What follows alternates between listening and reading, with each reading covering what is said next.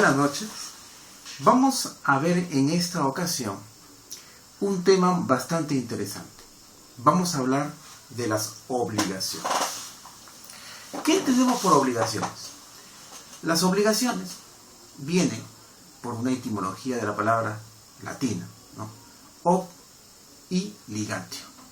Ob, alrededor, ligatio, ligadura, atadura. O sea, estoy atado alrededor de ello. Ahora, las obligaciones es muy importante porque vamos a hablar de contratos. Entonces, los contratos tienen que tener una seguridad jurídica. Y estamos hablando de un principio fundamental en esa seguridad jurídica, que es la pacta sunt servanda, que también es un aforismo latino, que tiene todo un significado y un porqué de esa fuerza vinculatoria. Es decir, si yo firmo un contrato con alguien, contrato con alguien, pues estoy obligado, viene la obligación, estoy obligado ¿a qué? A cumplir lo que yo he pactado. Ese cumplimiento de lo que uno ha pactado es la palabra empeñada. Por algo yo me comprometo a firmar un documento, entonces de la cual tengo la obligación de cumplir con eso, con ese pacto que he podido realizar con la otra persona. Y en los contratos sabemos muy bien que existe un deudor y un acreedor, ¿no? Hay una bilateralidad allí.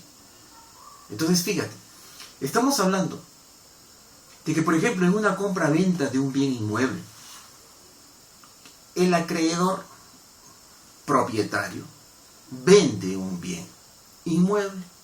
Por tanto, ¿es acreedor de qué? Acreedor del precio de ese bien. El valor dinerario, es acreedor de ello. El comprador es deudor. ¿Deudor de qué? De pagar por ese bien. ¿Correcto? Ahí está muy claro. Pero también existe la figura doble, pues. El acreedor propietario a la vez también es deudor. O sea, es decir, un acreedor pasivo. ¿Por qué? Porque una vez que él es acreedor de recibir el dinero por el bien que está vendiendo, a la vez es deudor de entregar el bien una vez que ha recibido ese dinero. ¿Ve?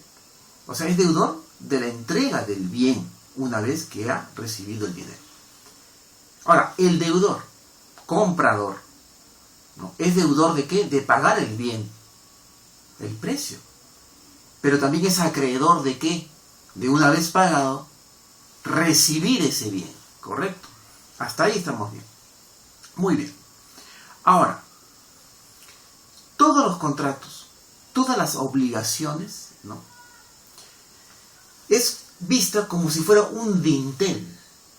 Ese dintel es las obligaciones, pero va a estar soportado sobre dos columnas principales. Dos columnas. Obligaciones asentadas en dos columnas fundamentales. Una columna es la buena fe y la otra columna es la común intención de las partes. Es copulativo. No puede faltar ni una de ellas dos, porque falta una, se cae la obligación. Falta la buena fe, se cae. Falla la común intención de las partes, se cae la obligación. Quiere decir que allí hay un principio de consensualidad. O sea, es la consensualidad, es decir, las partes son libres de pactar, acordar, consensuar, ¿no? Muy bien. Ahora, esa buena fe y esa común intención de las partes es una regla de oro de las obligaciones. Y eso lo podemos encontrar, ¿no?, en el artículo 1362 del Código Civil peruano, de 1984, obviamente. Ahora, la pacta sunt servanda que hablamos, esa seguridad jurídica, también la podemos encontrar en el Código Civil, en el 1306.1, ¿no? Ahí hay una fuerza vinculatoria, ¿no?, que obliga. Ahora, la pacta sunt servanda tiene toda una historia. Eso nace en Roma, por acuerdo, ¿no?, de partes de cumplir y honrar la palabra empeñada. Eso es una historia bastante interesante porque desde de allí nosotros seguimos con esa línea de la fuerza vinculatoria de los contratos. Y es más, la Constitución de 1993 hay una seguridad jurídica, ¿no? En el artículo 62 de la Constitución. Entonces, ahí inclusive está hablando de los contratos ley, ¿no? Pero eso ya lo estudiaremos más adelante. Entonces, fíjense, esa regla de oro interesantísima, muy importante, de que está en el 1362. Entonces, estamos hablando allí de un principio de consensualidad prácticamente, ¿no? En las cuales las partes se obligan.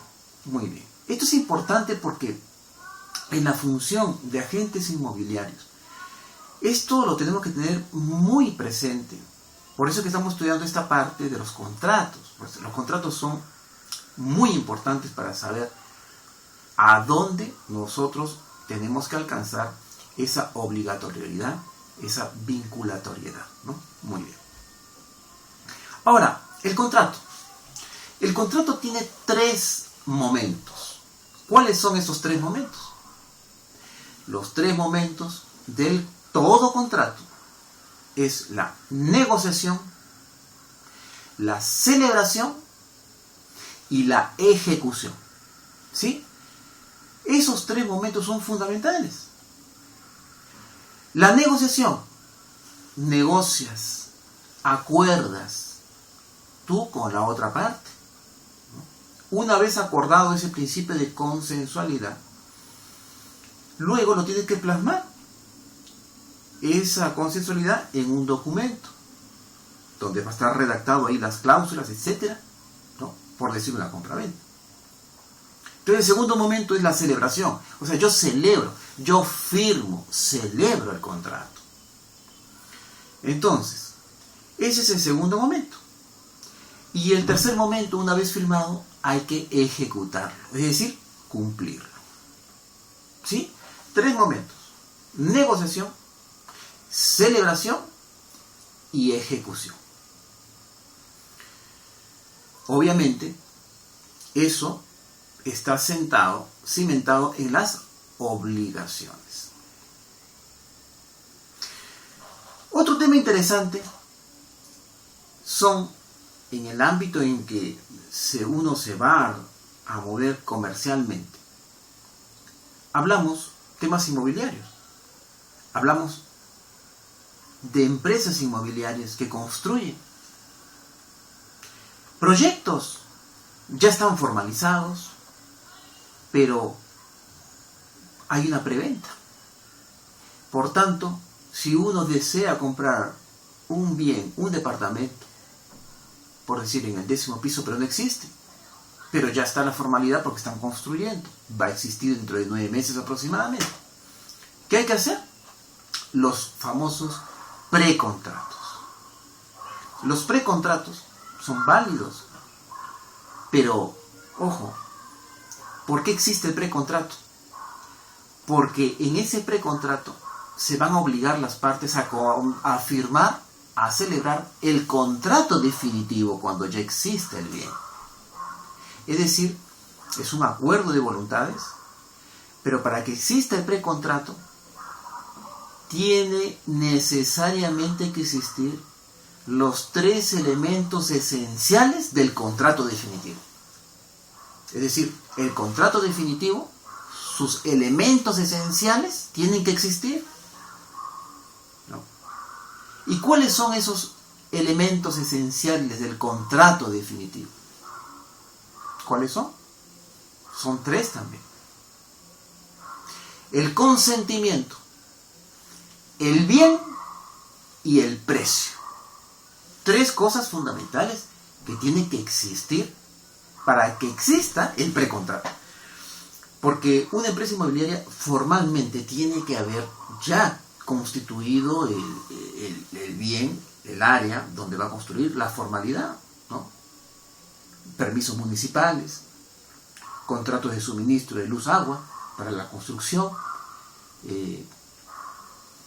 se conducen allí el cercado de perimetral, etcétera, pero ya va a existir, hay una formalidad, hay una licencia, ¿no? Entonces fíjese que existiendo esa formalidad, obviamente es porque existe un alma, ¿no? Que son los elementos esenciales para ese contrato definitivo, ¿no? El consentimiento, el bien, existe, y el precio. Tenemos ya esas tres cosas. Entonces podemos firmar un precontrato. Y el precontrato me obliga a mí a firmar en el futuro el contrato definitivo. Y inclusive en el precontrato puede haber el tema de las arras, que lo veremos más adelante, ¿no?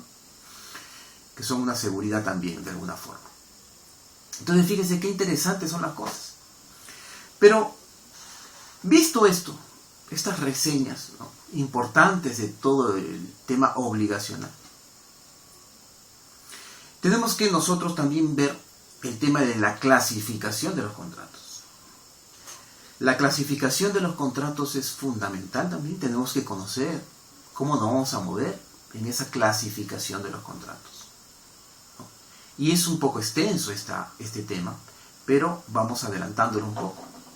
Por ejemplo, existen los contratos en la clasificación, ¿no?, los contratos conmutativos, bilaterales, contratos aleatorios, de adhesión, ¿no?, entre otros. Es toda una clasificación, ¿no?, que nosotros tenemos que conocerlo también. Y eso lo veremos, ¿no?, ya con las lecturas apropiadas y conducentes para el tema. Bueno, esta pequeña reseña sobre el tema obligacional, ¿no?, es bastante interesante y de las cuales hemos podido ver en estos minutos, ¿no?, un compendio muy conciso de lo esencial del tema obligacional.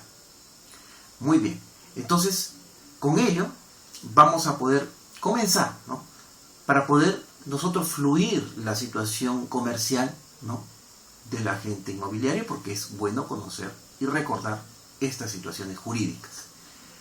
Por el momento, esto es todo y hasta una próxima oportunidad. Hasta luego.